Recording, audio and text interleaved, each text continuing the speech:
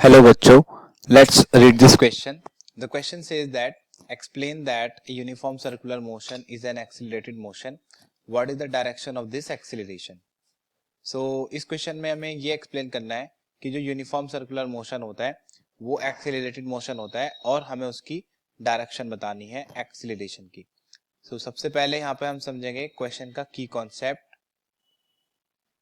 Question का की concept है यहाँ पे हमें समझना है यूनिफॉर्म सर्कुलर मोशन के बारे में. Uniform circular motion.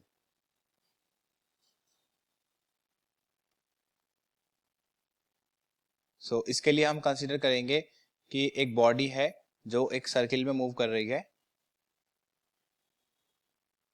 लेट करते हैं कि इस सर्किल की जो रेडियस है वो स्मॉल आर है और वो बॉडी जो है v वेलोसिटी से ट्रेवल कर रही है. हर पॉइंट पे यूनिफॉर्म सर्कुलर मोशन में वेलोसिटी चेंज होती है और जो स्पीड है वो कैसी रहती है, कांस्टेंट रहती है. यहाँ पर स्पीड जो है यूनिफॉर्म सर्कुलर मोशन में वो कैसी रहती है, कांस्टेंट. और जो वेलोसिटी होती है वो हर पॉइंट पर चेंज होती है. Here velocity changes at every point. Its magnitude remains constant but its direction changes at every point. Every point direction changes continuously.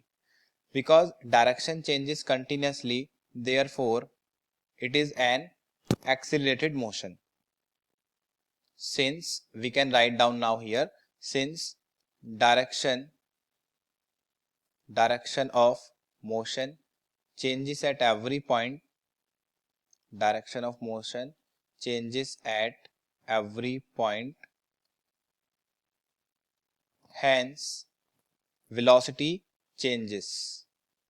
Hence velocity changes. And we know that when velocity changes, then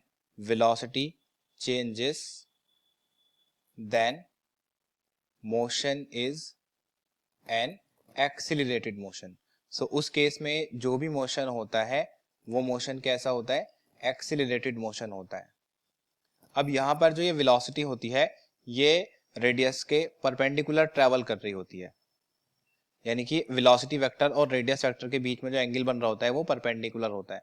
इसीलिए जो यहाँ पर acceleration की direction होती है, acceleration की जो direction है वो टुवर्ड्स द सेंटर होती है, towards the centre. Therefore, uniform circular motion is an accelerated motion and the direction of this acceleration is towards the center. I hope you all have understood this question. Best of luck.